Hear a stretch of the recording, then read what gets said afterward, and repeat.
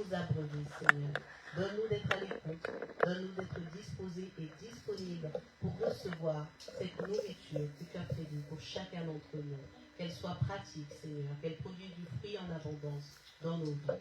Merci de fortifier ta servante, Seigneur, de lui permettre d'ouvrir la bouche sans retenue, Seigneur, et de te demeurer fidèle dans la moindre des choses, Seigneur Dieu, de ce que tu lui auras demandé, pour qu'elle en soit bénie en retour, et que tout ton peuple soit aussi béni. Dans le nom de Jésus. Amen. Amen. Amen. Amen, amen.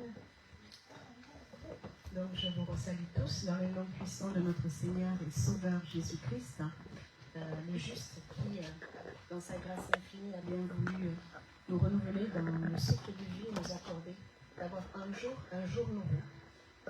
Pas seulement un dimanche, mais un jour nouveau au travers duquel il veut encore se manifester dans sa grâce infinie. Et il nous fait partager ce que nous avons de plus cher et que nous devons chérir dans nos cœurs, qui est sa parole qui est sa présence, sa parole qui est tout pour nous, cette parole qui est la nourriture de notre âme, sans laquelle nous sommes certes peut-être vivants, mais morts sur cette terre. Et beaucoup encore dans le monde, quoique vivants, quoique respirants, sont morts. Marchent comme des morts vivants, marchent comme de ceux et de celles qui ont peut-être le souffle de vie, mais qui n'ont pas la vie qui vient de Dieu, la vie qui coule en abondance, cette vie qui nous donne de l'espérance, cette vie qui nous donne de pouvoir espérer que demain ne sera pas forcément un jour meilleur, mais que demain sera toujours un jour avec notre Dieu, un jour avec notre Sauveur, un jour avec notre Rédempteur. Et nous allons pour cela prendre un texte qui se trouve dans la première épître de Pierre. Première épître de Pierre, chapitre 1er, à partir du verset 3. Jésus-Christ vit en nous, bien-aimés, il est avec nous, et il est l'espérance, notre espérance.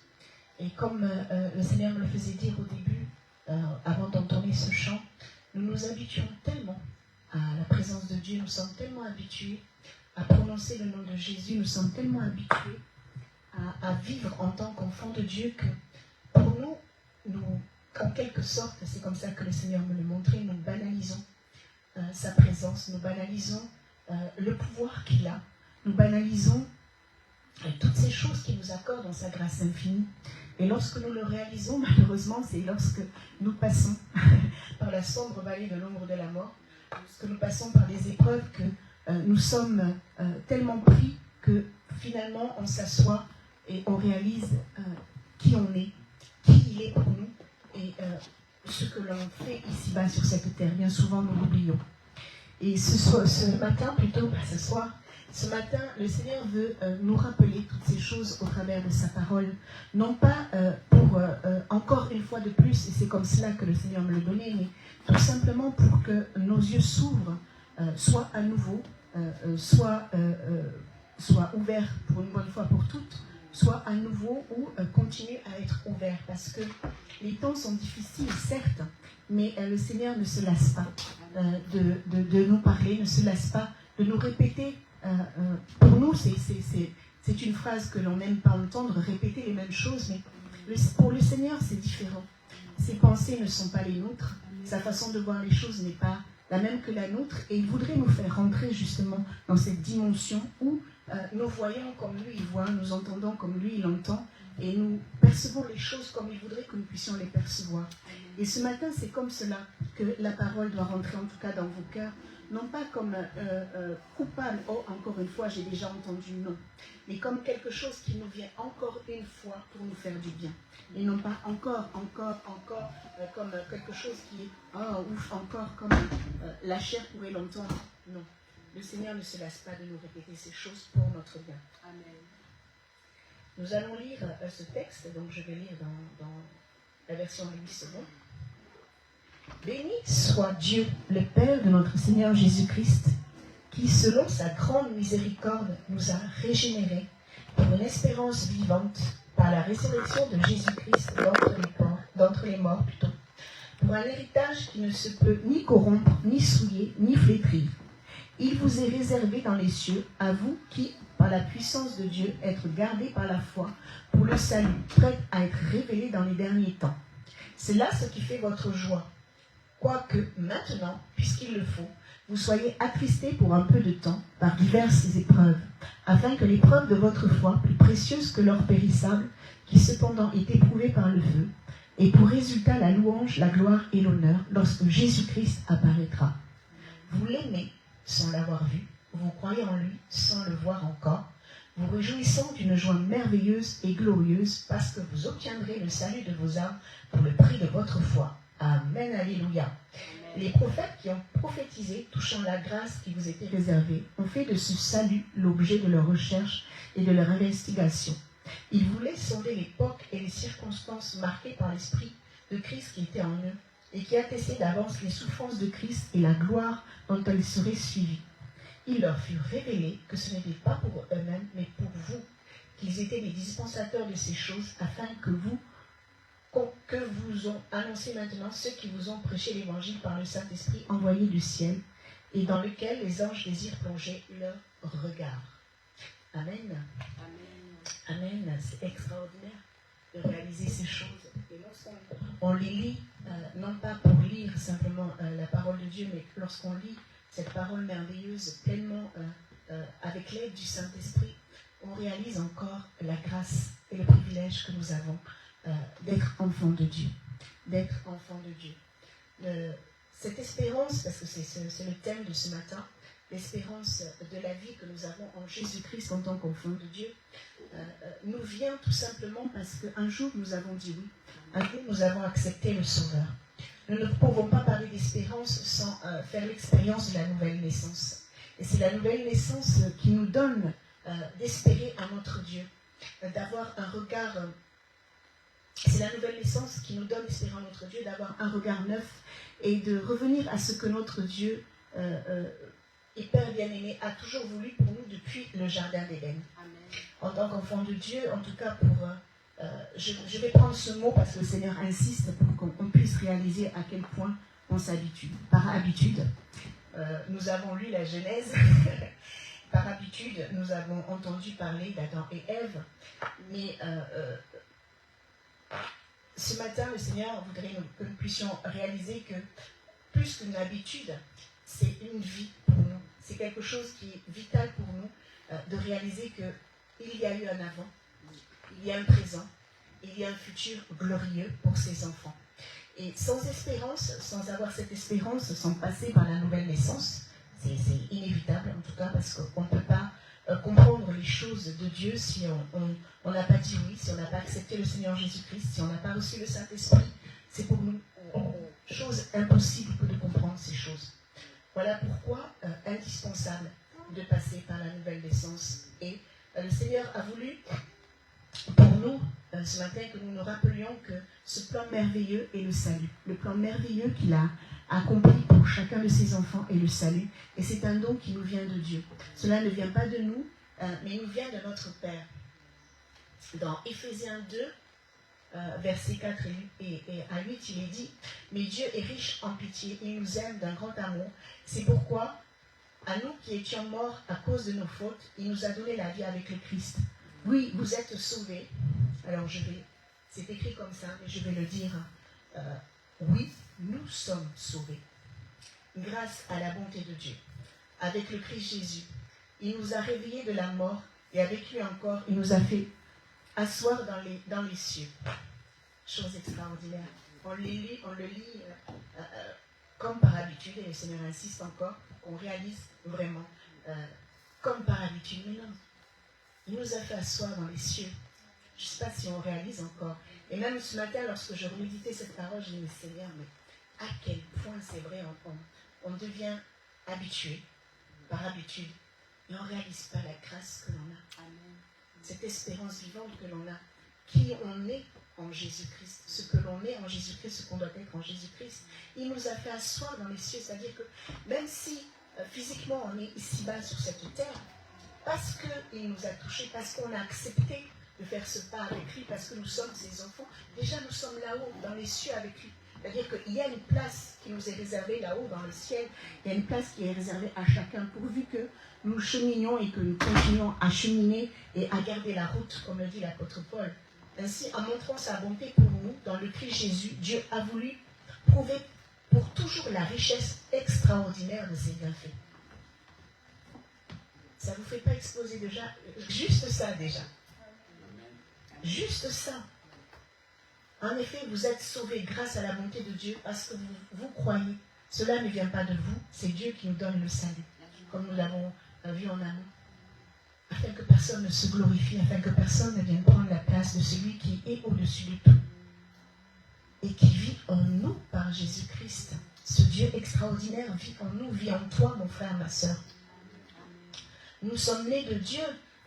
Jean 1, qui peut lire Jean 1, verset 13. Je l'ai écrit, mais je vais faire participer tout le monde. Nous sommes nés de Dieu. Jean 1, verset 13. Oui. Je lis la parole de Dieu. Et ils sont devenus enfants de Dieu, en naissant non par la volonté d'un homme et d'une femme, mais de Dieu. Amen.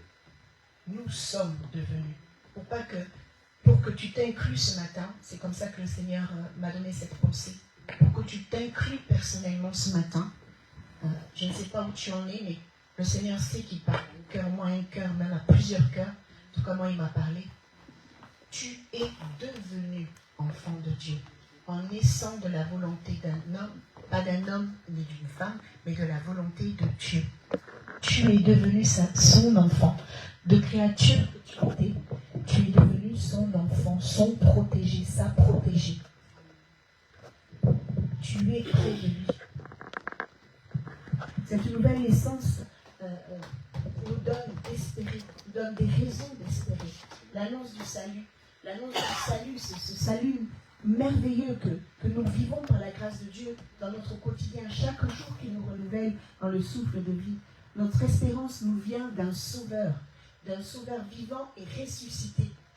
Nous l'avons lu, il est vivant et il est ressuscité. Notre espérance nous vient de Jésus-Christ, le vivant.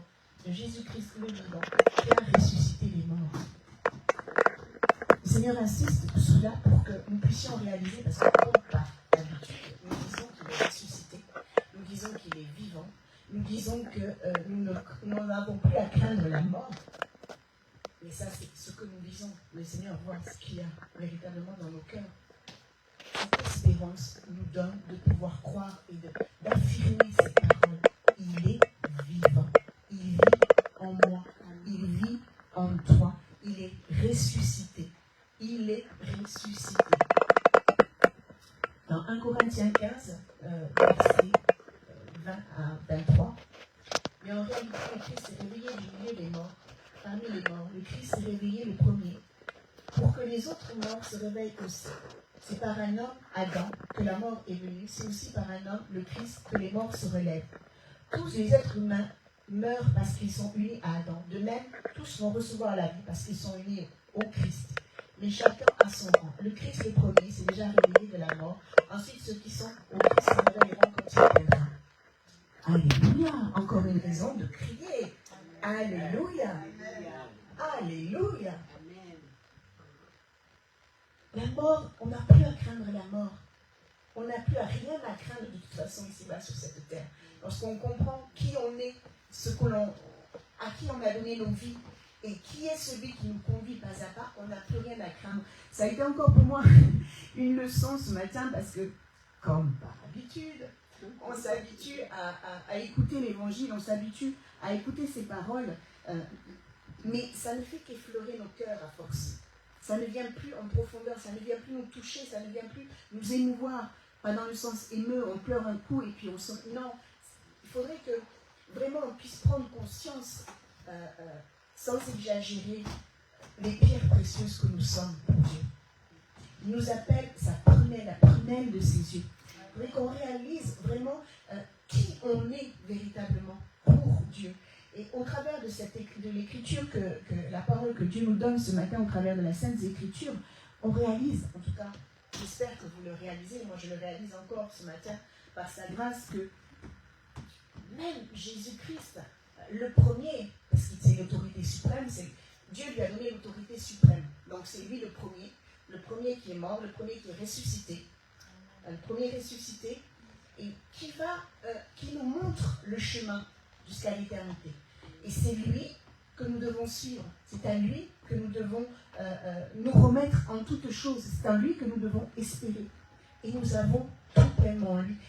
Il est tellement, je vais le dire tel que je le reçois, il est tellement puissant. Il est tellement puissant dans tout ce qu'il est qu'on pourrait même marcher sans regarder où on va, si je puis m'exprimer ainsi. Amen. En lui faisant simplement confiance. Amen. En lui faisant simplement confiance. Va à droite. Mais Seigneur, à droite, c'est écrit, va à droite. On raisonne encore. Alors, va à droite, on va à droite. Va à gauche, on va à gauche. Va tout droit, on va tout droit. Et combien on y gagnerait en plénitude, en paix, si on était vraiment ces enfants qui marchent avec cette espérance merveilleuse que le Seigneur nous accorde d'avoir. Le Seigneur nous le répète sans cesse, ne vous inquiétez de rien. Il sait pourquoi. Il sait qu'un rien peut nous inquiéter. Et pourtant, il le répète. Il ne se lassera jamais de le répéter. Parce qu'il est notre Père, parce qu'il sait combien on a besoin aussi d'être rassuré. Je suis maman, et il y a des mamans qui sont là parmi nous. Il y a même une petite princesse, une petite perle parmi nous. Et on a cette tendance à surprotéger nos enfants, quoi qu'on soit enfant de Dieu. Et pourtant, le Seigneur nous a donné cette responsabilité de veiller sur nos enfants, peu importe l'âge. À partir du moment où on les a mis au monde, même s'ils sont des hommes barbus, on ne s'inquiète pas toujours pour eux. Et on fera toujours ce devoir de maman de toujours s'inquiéter pour eux. Mais pas dans l'inquiétude dans lequel qui va nous morfondre, pas cette inquiétude et on devrait avoir ce réflexe comme le Père là avec nous, puisque nous sommes tous ses enfants, d'avoir des paroles qui ne t'inquiètent pas. Et bien souvent le Seigneur m'a repris lorsque des fois les enfants me demandent certaines choses ou vont faire. Il y a souvent l'inquiétude qui passe en premier. Après je me ressaisis. Oui d'accord, bon, il y a le Seigneur qui est là, bon. Dieu merci, maintenant ils connaissent la parole de Dieu et souvent ça sort de leur bouche même, et maman, oui c'est vrai, tu as raison. Mais en tant que maman, on ne peut pas faire autrement. Et le Seigneur sait qu'on a besoin d'entendre ces paroles. Ne vous inquiétez de rien. C'est vrai, pardon Seigneur, je ne m'inquiète pas. Il est entre tes mains, elle est entre tes mains, ils sont entre tes mains. Je suis entre tes mains. Nous sommes nés de Dieu et nous sommes devenus enfants de Dieu en naissant de la volonté d'un homme, pas d'un homme et d'une femme, et de la volonté de Dieu. Notre espérance nous vient de Jésus-Christ. Tout ce que nous pouvons vivre ici, les difficultés ne sont rien à côté des bénédictions futures de la vie à venir dans l'éternité. Et c'est important aussi de l'entendre dire encore à nouveau, parce que, comme par habitude, nous entendons ces choses et nous ne prêtons pas attention. Nous n'y prêtons plus attention. On sait que les difficultés font partie de la vie de l'enfant de Dieu. Quand on en sort, on le réalise, mais quand on y entre, c'est autre chose. C'est une autre chanson. C'est un autre couplet où parfois on aurait tendance à faire comme Jérémie, à avoir tout un épisode de Jérémiade. Alors on peut mettre Carméliade, Timothéade, Philippiade, Christianade, Eunade, Micheliade, dans lesquels on se complaît. On se complaît. Et justement, le Seigneur, ce matin, ne nous dit pas qu'il n'y aura pas d'épreuves. Et il nie pas, les épreuves ne sont pas à nier, non. Et les difficultés dans les épreuves ne sont pas à nier non plus. Bien au contraire, cela va avec la maturité que le Seigneur voudrait nous voir acquérir dans sa grâce infinie, nous voir faire grandir. Et il nous le dit ce matin, et nous l'avons lu. C'est là ce qui fait votre joie, quoique maintenant, puisqu'il le faut, vous soyez attristés pour un peu de temps par diverses épreuves, afin que votre foi, et c'est là aussi où je me suis dit, Seigneur, combien nos yeux sont fermés, que votre foi, plus précieuse que l'or périssable. Aux yeux de Dieu, notre foi vaut plus que l'or. Nous qui sommes attachés à tout ce qui brille, nous qui nous attachons à toutes ces choses. Hier, nous avons été à un mariage où de l'or a été donné, des bijoux en or ont été... On s'attache à ces choses. Le Seigneur n'est pas contre ces choses, sinon il ne nous donnerait pas l'opportunité de pouvoir les acquérir. Ce n'est pas ça. Mais notre foi est plus précieuse que ce métal. Notre foi est plus précieuse que ce métal. Et au travers de l'épreuve, notre foi devient de plus en plus belle pour Dieu. Donc, comme l'or est travaillé et devient plus brillant, notre foi devient plus brillante, si je puis m'exprimer ainsi, puisqu'on le compare à l'or.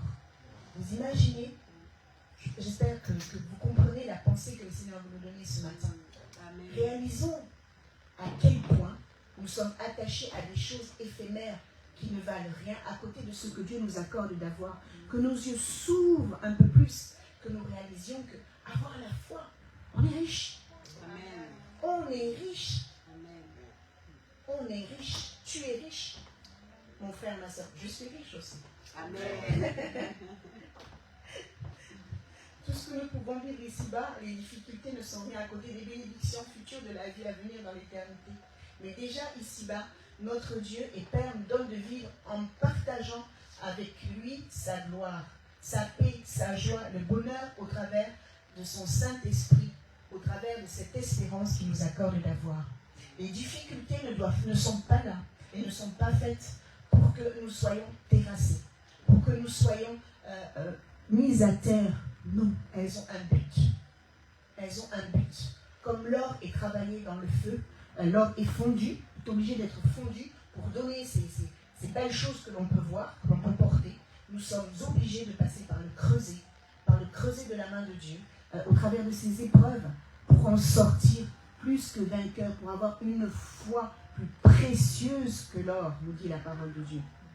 Nous encourager, c'est pour nous encourager aussi à ne pas regarder à ce qui est visible, mais à ce qui est éternel. Amen. 2 Corinthiens 4, lecteur, 2 Corinthiens 4, versets 16 et 18.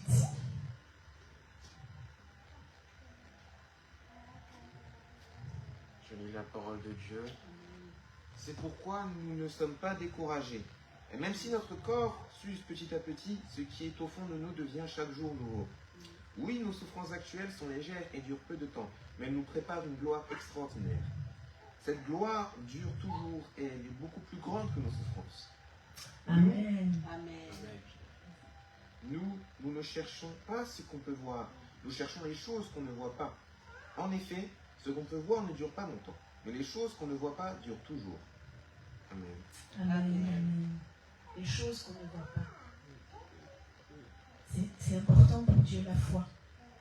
La foi est une espérance. Qui peut réciter? Qu'est-ce que la foi? La foi est une espérance des choses comme Une espérance. Une démonstration Des choses qu'on ne voit pas. Pourquoi chercher à voir? Le Seigneur nous demande simplement de croire et d'espérer. Pourquoi chercher à voir? Nous avons parlé au début de la nouvelle naissance. Nouvelle naissance dit nouvelle façon de penser, de voir les choses. Voir les choses comme Dieu les voit, c'est espérer. C'est pas être foufou. C'est pas non plus être foufou. C'est pas non plus être déséquilibré. Non, notre Dieu nous donne et nous donne de vivre dans ce monde justement en ayant cette foi équilibrée qui va donner envie à ceux et celles qui ne connaissent pas de pouvoir se dire, ça m'interpelle dans ces temps et ces moments où pourquoi il chante, pourquoi il chante, pourquoi il est heureux, pourquoi il ne boit que de l'eau. Quand on s'approche de nous, peut-être la personne va se dire, mais tu as bien mangé à midi? Non, mon frigo il est vide. Mais je sais qu'il y a Jésus qui est là avec moi. Ça fait la différence. Mais tu as les mêmes difficultés. Comment tous les jours tu viens à l'heure au travail? Comment tous les jours tu ne te plains pas? Tu pars et tout, on te dit fais ci, fais ça, tu le fais. Mais je ne comprends pas. J'ai l'espérance. Jésus-Christ vit en moi. J'ai l'espérance. J'ai l'espérance. Notre espérance qui vivifie notre âme et notre esprit par une attente dans la confiance en ce que dit notre Dieu en Jésus, au travers de Jésus-Christ qui est la parole de Dieu. Notre espérance ne peut pas se nourrir des choses que l'on voit et que l'on entend. Notre espérance se nourrit essentiellement, doit se nourrir essentiellement de la parole de Dieu, qui est la vérité. Cette vérité qui vivifie. Cette vérité qui est Jésus-Christ. Cette vérité qui est Jésus-Christ. Voilà pourquoi, et le Seigneur insiste un peu plus encore ce matin, si nous ne passons pas par la nouvelle naissance, si nous ne recevons pas le Saint-Esprit, si nous ne sommes pas baptisés dans le Saint-Esprit, on ne peut pas comprendre ces choses. Ces choses sont inconnues pour nous. Si on ne les comprend pas, forcément, on ne peut pas les vivre. On ne peut pas les vivre. Voilà pourquoi, important ce matin, et le Seigneur, c'est un appel que le Seigneur lance à un cœur. Tu ne comprends pas, tu es là depuis longtemps, tu entends la parole de Dieu, tu écoutes, mais tu n'arrives pas à vivre ce que les autres vivent. Tu as peut-être un sourire qui masque ton visage, mais dans le cœur, tu n'as pas découvert Jésus-Christ comme sauveur personnel. Tu ne l'as pas découvert comme Seigneur. Donc forcément, tu ne peux pas comprendre. Forcément, tu ne peux pas vivre cette vie épanouie d'enfant de Dieu. Un pas à faire. Donne ta vie à Jésus.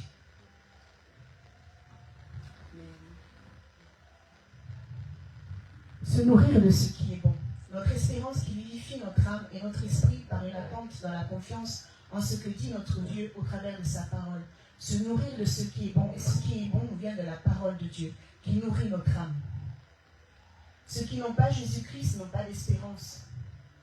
Et nous avons Jésus, une espérance solide, un roc, une forteresse, notre libérateur, notre consolateur, notre abri, notre ami, une main tendue. Celui qui nous connaît mieux que nous-mêmes. Et le consolateur par excellence aussi au travers du Saint-Esprit. Mais sans Jésus-Christ, sans Jésus et le Saint-Esprit, nous ne pouvons pas être consolés. Voilà pourquoi, au début, en amont, nous l'avons dit, dans ce monde, toutes ces âmes qui n'ont pas Jésus-Christ sont mortes, quoique vivantes. Nous côtoyons à côté de nous, il faut le dire, des morts vivants. Il faut qu'on le réalise parce que, comme par habitude, nous côtoyons ces gens sans parfois même réaliser que nous portons en nous la vie qui pourrait leur apporter quelque chose. Bien souvent, nous nous contentons de « moi je vais bien, moi je suis bien, moi j'ai ma part, ma portion ce matin, bon, je vais faire de mon mieux pour ne pas me faire remarquer, je vais faire de mon mieux pour marcher comme Dieu veut. » Mais ce que Dieu veut, c'est que les âmes soient sauvées. À un moment donné, lorsqu'on continue, comme par habitude, à vivre ainsi, on n'entendra plus la voix du Saint-Esprit nous interpeller sur le besoin de ceux qui sont à côté, qui, comme par habitude, vivent dans notre quotidien. Et ça doit nous interpeller. Ça doit nous interpeller. Cette espérance que nous avons, ce n'est pas simplement pour s'asseoir dans un coin et dire « Seigneur, moi je te verrai un jour ». Non. Non.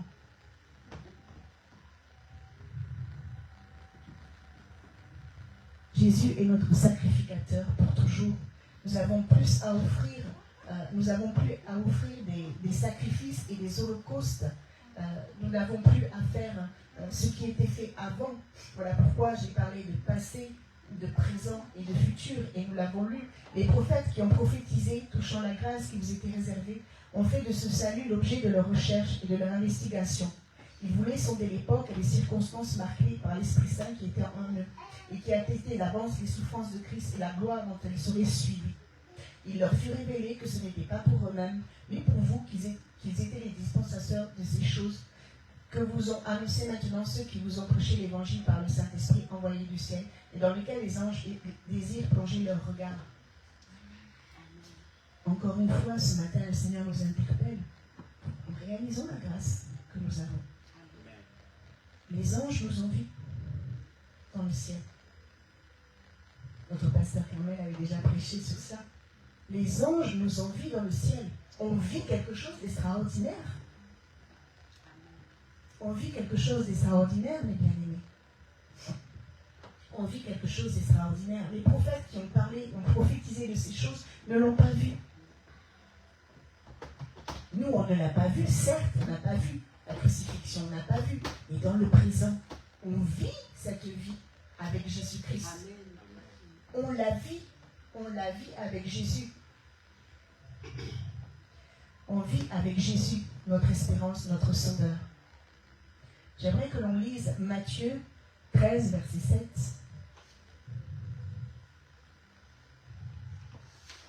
Pour faire écho à ce que, ce que je viens de dire. Je lis la parole de Dieu. Une autre partie des graines tombe au milieu des plantes épineuses. Matthieu 13, verset 17. À 17. Je vous le dis, c'est la vérité. Beaucoup de prophètes, beaucoup de gens fidèles à Dieu ont désiré voir ce que vous voyez, mais ils ne l'ont pas vu. Ils ont désiré entendre ce que vous entendez, mais ils ne l'ont pas entendu. Amen. Juste pour appuyer un peu plus ce que le Seigneur nous dit ce matin, nous vivons cette grâce, nous vivons cette espérance. Ne t'habitue plus, mon frère, à la présence de Dieu, ne t'habitue pas, ma soeur. Ne t'habitue pas simplement par habitude, comme vous pouvez le dire lorsqu'on était dans ce monde. Métro, boulot, dodo. Non, notre vie, ce n'est pas ça.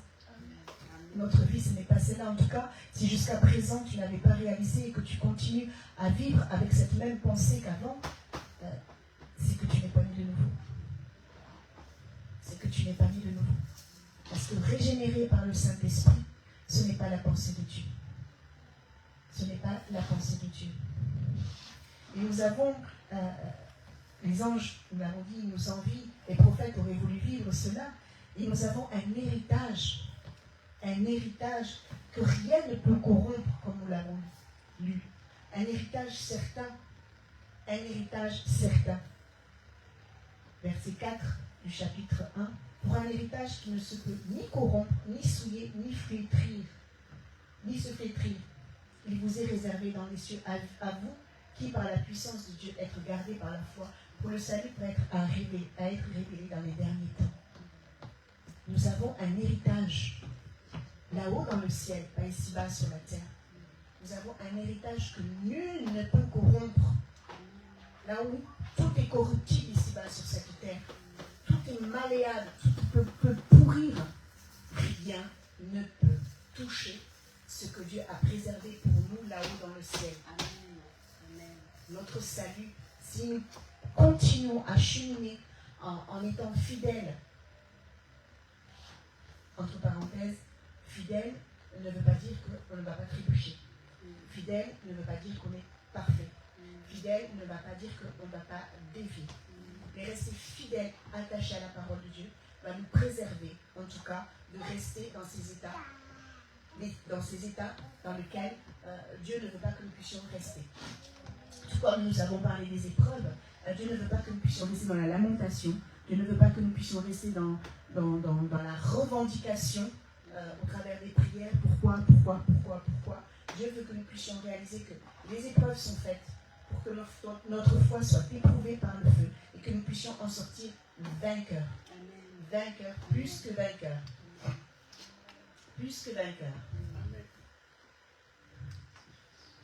Espérer nous donne d'avoir une foi qui nous donne de continuer à avancer, même dans la souffrance. Être attristé pour un peu de temps, comme nous l'avons lu, être attristé pour un peu de temps, ça peut arriver. Mais c'est pour un peu de temps. Et on ne reste pas dedans, comme nous l'avons dit en amont. Lorsque nous passons par des difficultés bien réelles, il ne faut pas non plus les nier. Elles sont là, elles sont bien réelles. Cependant, ce n'est qu'un passage. Et au travers de ce passage, Dieu nous donne la possibilité de crier à lui. Dieu nous donne la possibilité de nous appuyer sur lui. Nous donne aussi de pouvoir être dépouillés. Amen. De pouvoir être dépouillés. Parce que c'est au travers des épreuves aussi qu'on se révèle, qu'on révèle ce qui encore est attaché à nous. Et le Seigneur, dans sa grâce infinie, notre Père, qui est un Père qui nous aime, comme nous l'avons dit au début, et qui a tout donné pour que nous puissions vivre bien ici-bas sur cette terre, ne peut pas, nous en tant qu'enfants de Dieu, il le sait, tout nous révéler d'un seul coup. Il ne peut pas nous révéler tout d'un seul coup, parce qu'on ne le supporterait pas. On ne supporterait pas de voir l'état de nos cœurs dans l'entièreté dans lequel lui le voit. Mais au travers, au fur et à mesure que nous grandissons, au fur et à mesure où il sait que ça, tu peux le supporter, ça, je sais que tu vas supporter, ça, je sais que tu vas... Au travers de cela, le Seigneur aussi nous révèle, il se révèle à nous un peu plus davantage, mais révèle aussi qui on est, les épreuves, comme le Seigneur l'avait inspiré à son serviteur, le pasteur Guy. L'épreuve révèle qui on est vraiment. L'épreuve révèle qui on est vraiment. L'épreuve révèle qui on est vraiment. Et le résultat doit être notre espérance. Savoir que notre Dieu sait ce qu'il fait et qu'il est au contrôle, comme nous pouvons le dire aussi, comme par habitude, au contrôle de toutes choses. Et se tourner vers lui, crier à lui, Dieu aime ça. Alors ça peut être une parole qui peut être mal comprise ou mal perçue, mais dans le contexte dans lequel le Seigneur nous donne cette pensée ce matin, le Seigneur aime qu'on crie à lui dans les difficultés. Il aime qu'on crie à lui, qu'on s'attende à lui. Parce que cela veut dire pour lui que nous nous abandonnons, nous ne comptons plus sur nous-mêmes, nous ne comptons plus sur nos propres forces, mais nous ne comptons que sur lui, parce que nous savons que dans telle ou telle situation, ça ne sert à rien de réfléchir. Seule ta main peut agir et intervenir. Et dans toutes les situations, le Seigneur voudrait qu'on soit dans cet état d'esprit de nouvelle naissance, dépendance totale à 100% en notre Dieu, en notre Sauveur Jésus-Christ. Mais il faut bien admettre qu'il y a des choses dans lesquelles encore on a la main. C'est nous qui tenons la bride.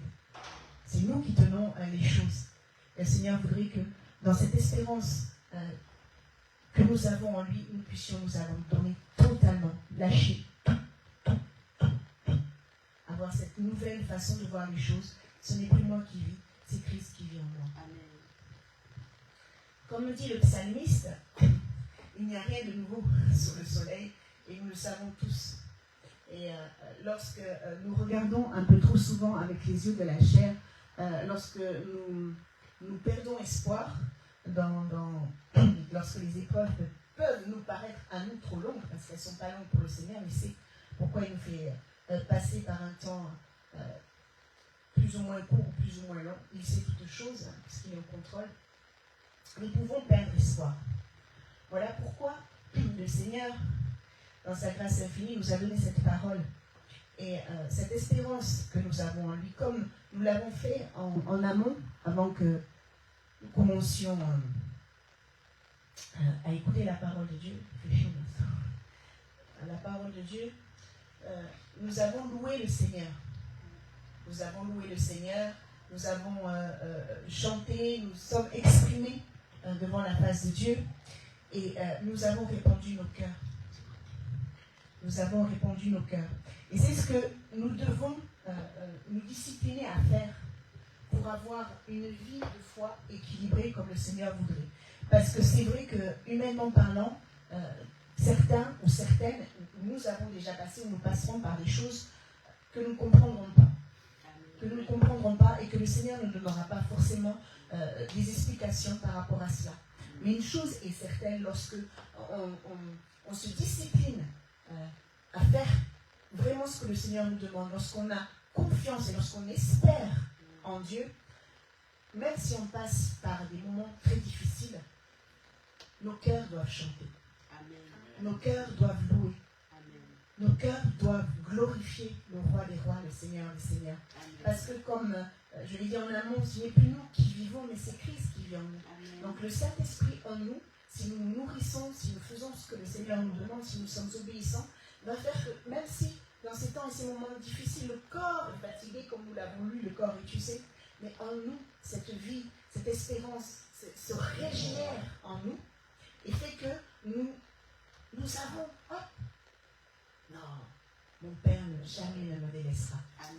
Et avoir ce réflexe comme Jésus-Christ l'a eu lorsqu'il est passé, lorsque Dieu l'a fait passer dans le désert, il est écrit.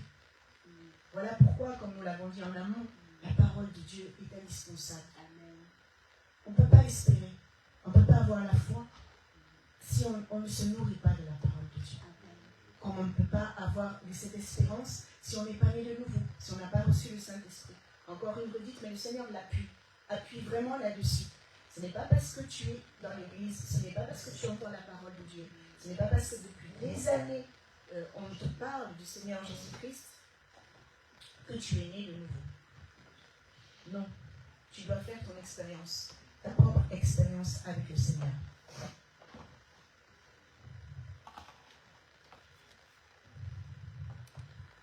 Les épreuves ne sont pas faites pour nous terrasser, mais pour nous porter un peu plus à chaque instant, chaque moment, à regarder à celui qui est notre espérance, Jésus-Christ.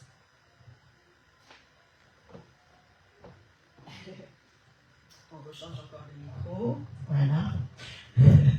À regarder un peu plus à Jésus-Christ. Et comme nous l'avons lu, la foi éprouvée est plus précieuse que l'or périssable.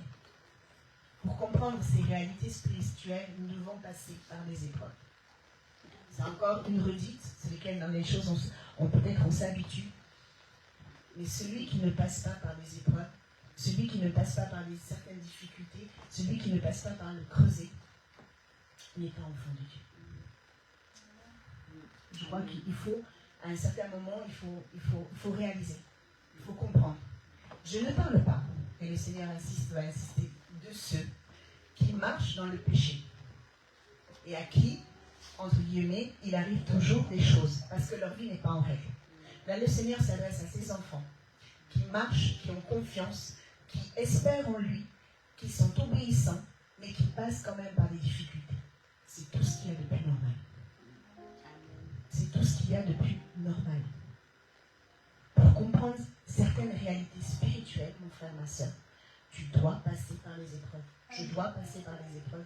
Ma foi doit être éprouvée. Ta foi doit être éprouvée. C'est indispensable. Notre vie sur terre est une préparation à ce que nous allons vivre là-haut dans le ciel. Nous sommes pèlerins sur cette terre. Mais de glorifier comme nous l'avons fait ce matin ensemble, de chanter le Seigneur, c'est déjà les prémices de ce que nous allons vivre dans l'éternité. Alors ne nous attachons pas, ne soyons plus de ceux de celles qui s'attachent à regarder à ce qui était ici-bas, mais que nos regards se tournent vers le ciel comme la parole nous enseigne à le faire. Pourquoi ? Parce que la louange, glorifier le Seigneur, louer, célébrer, chanter, danser, c'est ce qui atteste que notre foi est vivante, est espérante plutôt. Si on est toujours triste, si jamais un sourire ne sort sur nos visages, si on ne sait pas se réjouir avec ceux qui se réjouissent, si on ne sait pas apporter, même dans les difficultés, pleurer avec ceux qui pleurent, comme nous dit la parole de Dieu, être attentif, sensible à la voix du Saint-Esprit, si on ne sait pas, dans l'attente du Seigneur, se mettre vraiment à le servir, c'est ça le servir, à faire ce que Dieu demande dans la moindre des choses, notre foi n'est pas vivante. Forcément, on sera toujours triste. Et la moindre nouvelle va nous ébranler, la moindre mauvaise nouvelle va nous ébranler. De regarder les informations va nous déprimer. C'est vrai que ça peut être déprimant, mais lorsqu'on réalise qu'on a cette espérance et que ces choses ont été écrites, elles sont écrites, et que de toute façon, elles vont arriver tôt ou tard, la terre va être détruite. Le monde va à la dérive. Mais nous avons une espérance vivante. Et ce matin, le Seigneur nous le rappelle. Alors, sois fort, mon frère, ma sœur. Lorsque tu passes par les temps et les moments difficiles, comprends que Jésus-Christ, qui t'aime, est passé lui-même par des temps et des moments difficiles. Mais comme nous l'avons lu ce matin, glorifions Dieu qui nous a réservé une place là-haut dans le ciel. Notre nom est écrit là-haut dans le ciel. Notre espérance n'est pas ici-bas sur cette terre, mais elle est là-haut dans le ciel. Elle est là-haut dans le ciel. Alors, réjouis-toi ce matin, mon frère, ma soeur. Peut-être que tu avais perdu la joie de ton salut. Peut-être que tu étais devenu comme de ceux et de celles qui n'ont plus d'espérance, qui ne croient plus en Dieu, qui n'espèrent plus en rien. Mais ce matin, le Seigneur voudrait que tu reviennes à ce qui est essentiel pour ton âme, pour ton cœur, pour ton être tout entier. Espère en Jésus-Christ. Jésus-Christ vit en toi. Il est avec toi. Il est l'espérance, ton espérance. Et le Seigneur, notre Père bien-aimé, a tout accompli pour que nous puissions vivre déjà heureux ici-bas sur cette terre. Alors, à chacun de se poser les bonnes questions. Je n'arrive pas à me réjouir. Qu'est-ce qui se passe? Je n'arrive pas à être heureux. alors que Jésus-Christ vit en moi.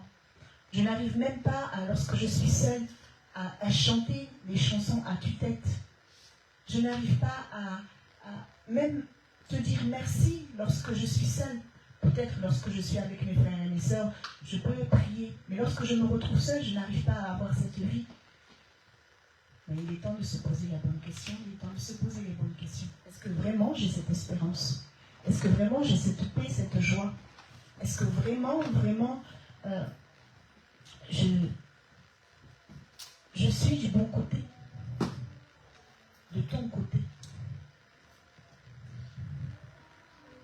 Est-ce que vraiment je suis né de nouveau? Est-ce que je ne me suis pas arrêtée? Est-ce que je ne me suis pas laissée alourdir par des fardeaux autres que les tiens? Où est-ce que je me suis arrêtée? Toutes ces questions sont bonnes à se poser et le Seigneur y répond dans sa grâce infinie. Peu importe les difficultés, le Seigneur nous dit d'être heureux. Et il a tout fait pour que nous soyons heureux. Alors espère encore ce matin, mon frère, ma soeur. Si tu n'avais pas encore expérimenté cela, tu peux l'expérimenter aujourd'hui. Si tu l'avais perdu, tu peux revenir à nouveau. Si tu l'as gardé, alors reste fidèle. Amen.